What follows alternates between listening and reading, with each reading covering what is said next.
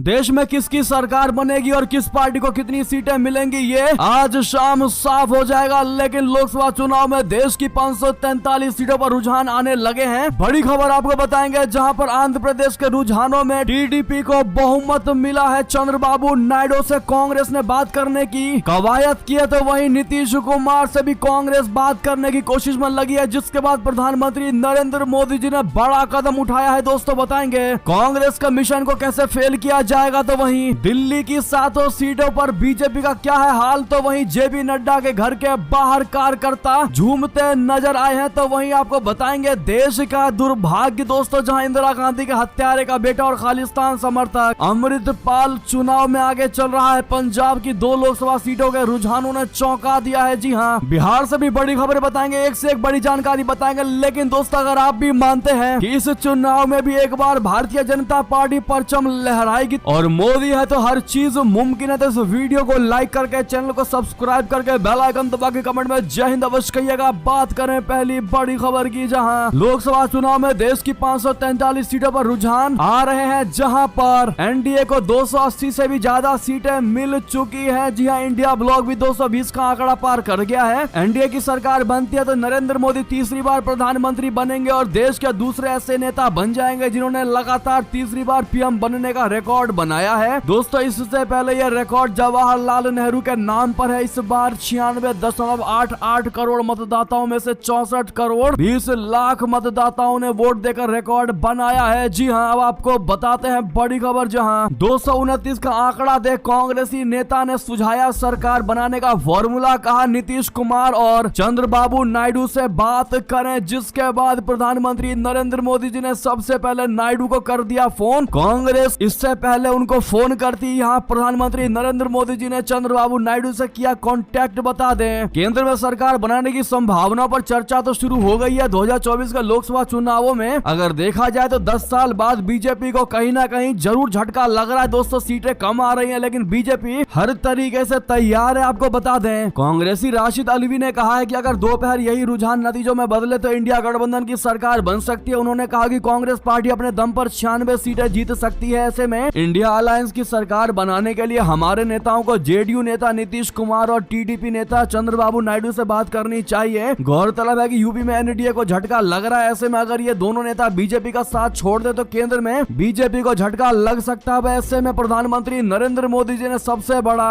Master stroke चला दोस्तों, जहां पर इन रुझानों के बीच प्रधानमंत्री नरेंद्र मोदी जी ने चंद्रबाबू नायडू से फोन पर बातचीत की है। जी हाँ, यानी कि इससे पहले कांग्रेस कोई बड़ा खेला करती, पीएम नरेंद्र मोदी जी ने ही सबसे बड़ा खेला कर दिया। तो वहीं आपको बता दें ओडिशा में भाजपा 75 सीटों से आगे चल रही है। नवीन पटनायक की सत्ता खतरे में। जी हाँ, ओडिशा से भाजपा के लिए एनडीए के लिए बड़ी अच्छी खबर आ रही है। सभी प्रमुख एग्जिट पोल में एनडीए को बढ़त मिलती दिखाई दे रही है। अगर एग्जिट पोल के अनुमान नतीजों में बदल जाते हैं तो शायद ओडिशा से नवीन पटनायक सरकार की विदाई भी हो सकती है। तो वहीं दिल्ली की 7 सीटों पर बीजेपी का बोलबाला, जेपी नड्डा के आवास के बाहर कार्यकर्ता झूमते नजर आए। जी हाँ, दिल्ली लोकसभा चुनाव परिणामों के शुरुआती रुझानों के बीच बीजेपी को बड़ी राहत देने वाला खबर आ रहा है। दिल्ली में आम आदमी पार्टी को सभी 7 सीटों पर पीछे छोड़कर बीजेपी आगे निकल गई है। ऐसे में सोशल मीडिया पर एक वीडियो सामने आया है, जिसमें बीजेपी कार्यकर्ता राष्ट्रीय अध्यक्ष जेपी नड्डा के घर के बाहर जश्न मनाते नजर आ रहे हैं। जी हाँ, तो वहीं अब आपको बताते हैं देश के दुर्भाग्य वाली खबर, जहां इंदिरा गांधी के हत्यारे का बेटा और खालिस्तान समर्थक अमृतपाल आगे चल रहा है। पंजाब की 2 लोकसभा सीट के रुझानों ने चौंका दिया। जी हाँ, लोकसभा चुनाव नतीजों के बीच पंजाब से आ रही खबरें हैरान करने वाली है। यहाँ की 2 सीटों के रुझान सबको हैरत में डाल रहे हैं। इसमें फरीदकोट और खडूर साहिब लोकसभा क्षेत्र शामिल है। दोनों सीटों से आगे चल रहे उम्मीदवार खालिस्तान का खुलकर समर्थन करते हैं। फरीदकोट से सरबजीत सिंह आगे चल रहे हैं। वो पूर्व प्रधानमंत्री इंदिरा गांधी के हत्यारे गार्ड बेअंत सिंह के बेटे हैं। तो वहीं दूसरी तरफ खडूर साहिब लोकसभा सीट से खालिस्तान समर्थक अमृतपाल सिंह आगे हैं। दोनों निर्दलीय उम्मीदवार के तौर पर मैदान में हैं। तो वहीं दोस्तों आपको बता दें फैजाबाद के रुझानों पर पाकिस्तानी पत्रकार का बयान, कहा जहां राम मंदिर बना वहीं पर पीछे चल रही है भारतीय जनता पार्टी। जी हाँ, लोकसभा इलेक्शन रिजल्ट को लेकर सिर्फ भारत में ही तहलका नहीं मचा हुआ दोस्तों, भारत के लोगों की इस इलेक्शन पर नजर नहीं है बल्कि पूरी दुनिया की भारत के इस चुनावी रिजल्ट पर नजर है। ऐसे में जैसे जैसे वोटों की गिनती आगे बढ़ रही है वैसे वैसे खास करके भारत का दुश्मन पाकिस्तान के पाकिस्तानी यूजर इस पर अपनी राय जाहिर कर रहे हैं। पीटीआई नेता और पूर्व मंत्री चौधरी फवाद हुसैन लगातार लोकसभा चुनाव पर अपनी राय जाहिर करते करते रहे हैं। मतगणना वाले दिन भी वो लगातार ट्वीट कर रहे हैं। मंगलवार को सामने आए चुनावी नतीजों और रुझानों से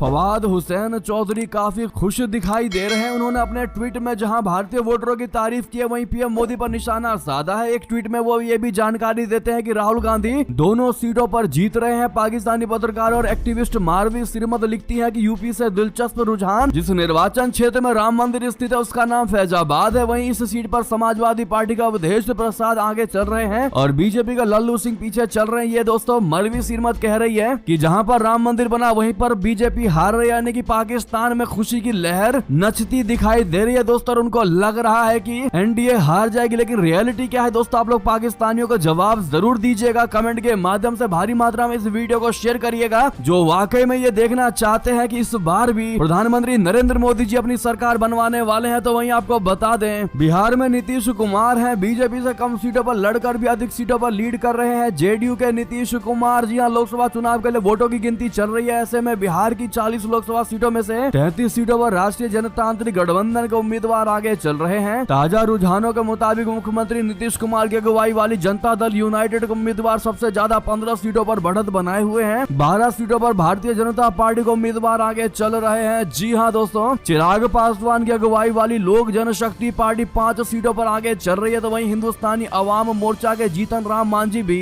गया सीट पर बढ़त बनाए हुए हैं। ऐसे में आपको बता दें, नीतीश कुमार को जीतता देख और अपने आप को 200 से पार देख कांग्रेस पार्टी इंडिया गठबंधन ये राय बना रही है कि नीतीश कुमार से बात किया जाए। जी हाँ, वो चाहते हैं कि नीतीश कुमार उनके खेमे में, उनके पाले में आ जाए और वो फिर अपनी सरकार बनाए, इंडिया गठबंधन अपनी सरकार बना सके। वैसे में देखना ये होगा कि नीतीश कुमार से कांटेक्ट करने के बाद क्या नीतीश कुमार इंडिया गठबंधन में शामिल होते हैं या फिर एनडीए के साथ रहकर ही वो पीएम नरेंद्र मोदी को फिर देश के लिए आगे बढ़ाते हैं। क्या है आपकी राय दोस्तों, क्या नीतीश कुमार फिर से पाला बदलेंगे या फिर एनडीए के साथ ही रहेंगे? कमेंट में जरूर लिखकर बताइएगा दोस्तों। तो वहीं आपको बड़ी खबर बता दे, लेकिन इस वीडियो को आज जितना ज्यादा होकर शेयर करते चलिएगा। व्हाट्सएप फेसबुक पर बात करें एक और खबर की, जहां स्टॉक मार्केट से जुड़ी खबर। निवेशकों में मच गया हाहाकार, सेंसेक्स 6000 अंक क्रैश, निफ्टी 1900 अंक टूट गया। जी हाँ, एक और देश में लोकसभा चुनाव के वोटों की गिनती जारी है, तो वहीं दूसरी ओर जो रुझान आ रहे हैं उसने शेयर बाजार को बहुत ज्यादा नुकसान पहुंचा दिया है दोस्तों। शेयर बाजार में कारोबार की शुरुआत गिरावट के साथ हुई है और ये देखते देखते सुनामी में तब्दील हो गई है। खबर लिखे जाने तक बीएसई सेंसेक्स 6000 अंक से ज्यादा टूटकर कारोबार कर रहा था, तो वहीं एनएससी निफ्टी 1900 अंक से ज्यादा फिसल गया। तो वहीं आपको बता दें, अमेठी में स्मृति ईरानी को लेकर बहुत बुरी खबर है दोस्तों। 95,000 वोटों से वो पीछे चल रही है। कांग्रेस के किशोरी लाल शर्मा बड़ी बढ़त बनाए हुए हैं, लेकिन क्या लगता है आपको, क्या शाम होते होते अमेठी में स्मृति ईरानी कोई ना कोई बड़ा चमत्कार करके दिखाएंगी दोस्तों? क्या लगता है आपको, बताइएगा जरूर, क्योंकि अमेठी लोकसभा यूपी की ही नहीं बल्कि पूरे देश की सबसे हॉट सीटों में से एक माना जाता है। यहाँ से बीजेपी की स्मृति ईरानी एक बार फिर से मैदान में है। वो अब तक हुई वोटों की गिनती में पीछे ही चल रही है। कांग्रेस के किशोरी लाल शर्मा 95,692 वोटों से आगे है। 2019 के चुनाव में स्मृति ने अमेठी से राहुल गांधी को हरा दिया था। इस बार राहुल अमेठी के बजाय रायबरेली से चुनावी मैदान में उतरे हैं। कांग्रेस ने अमेठी को जीतने की जिम्मेदारी गांधी परिवार के करीबी किशोरी लाल शर्मा को दी है। तो वहीं कांग्रेस के पूर्व सीएम भूपेश बघेल ने इलेक्शन कमीशन को घेरा है दोस्तों। ईवीएम पर उठा दिए हैं सवाल, जबकि आप देख सकते हैं इंडिया गठबंधन का कितना अच्छा चल रहा है रुझान, उसके बावजूद भी ईवीएम पर सवाल उठाए गए हैं, वो भी भूपेश बघेल के द्वारा। दरअसल राजनांदगांव से भाजपा ने संतोष पांडे को उतारा था। चुनावी नतीजों के बीच कांग्रेस के इस दिग्गज नेता ने भारत निर्वाचन आयोग से सवाल पूछ डाला। भूपेश बघेल ने आरोप लगाया है कि उनके निर्वाचन क्षेत्र राजनांदगांव में बहुत सी मशीनों के नंबर बदल दिए गए। इसके बाद इलेक्शन कमीशन ने स्पष्टीकरण देते हुए कहा है कि भूपेश बघेल ने जो बातें कही हैं वो तथ्यों पर आधारित नहीं है। अब भूपेश बघेल ने ट्वीट करके फिर इलेक्शन कमीशन से सवाल पूछे हैं। भूपेश बघेल ने कहा कि निर्वाचन आयोग ने उन्हें जो जवाब दिया वो तथ्यात्मक रूप से गलत है। जी हाँ, आप ये ट्वीट भी देख पा रहे होंगे भूपेश बघेल का। तो वहीं एग्जिट पोल फ्रॉड की होनी चाहिए जांच, क्या स्टॉक मार्केट? दरअसल चुनावी नतीजों के बीच यूट्यूबर ध्रुव राठी ने भी ट्वीट किया है दोस्तों, जो वायरल होता नजर आ रहा है। उसने भी कहीं ना कहीं एग्जिट पोल पर सवाल उठाए। उसने कहा है ट्विटर पर कि एग्जिट पोल फ्रॉड की जांच होनी चाहिए। क्या शेयर बाजार में हेराफेरी करने के लिए ऐसा किया गया या ऐसा करने के लिए किसी ने धमकाया था? राठी का ये ट्वीट वाकई में चर्चा में है दोस्तों। वैसे में देखा यह जा रहा है कि एग्जिट पोल से आंकड़े, रियल आंकड़े मैच नहीं कर रहे और इसी वजह से अब विपक्ष लगातार हमलावर होता नजर आ रहा है। ऐसे में आपकी राय, आपका जवाब तो बनता है दोस्तों, लेकिन ओवरऑल आपको बता दें कि एनडीए रुझानों में 300 के करीब पहुंचने वाली। अब देखते हैं कितनी सीटें मिल पाती है एनडीए को। कमेंट में लिखकर आप लोग भी सुझाव जरूर दीजिएगा। भारतीय जनता पार्टी कितने सीटों के साथ इस बार सरकार बनाएगी बताइएगा जरूर। और क्या नीतीश कुमार चंद्रबाबू नायडू पाला बदलेंगे या फिर एनडीए के साथ रहकर ही सरकार बनाएंगे? क्योंकि अगर ये पाला बदलते हैं तो भारतीय जनता पार्टी को बहुत बड़ा नुकसान हो सकता है दोस्तों, और ये भी हो सकता है कि वो सरकार बनाने से चूक जाए। ऐसे में आपकी राय तो बनती है, भारी मात्रा में कमेंट करिएगा और वीडियो को शेयर करना मत भूलिएगा। मिलते हैं आपसे अगली बड़ी खबर में, बने रहेगा हमारे साथ। वीडियो को लाइक करके चैनल को सब्सक्राइब करके बेल आइकन जरूर दबा दीजिएगा। बहुत बहुत धन्यवाद, बहुत बहुत आभार।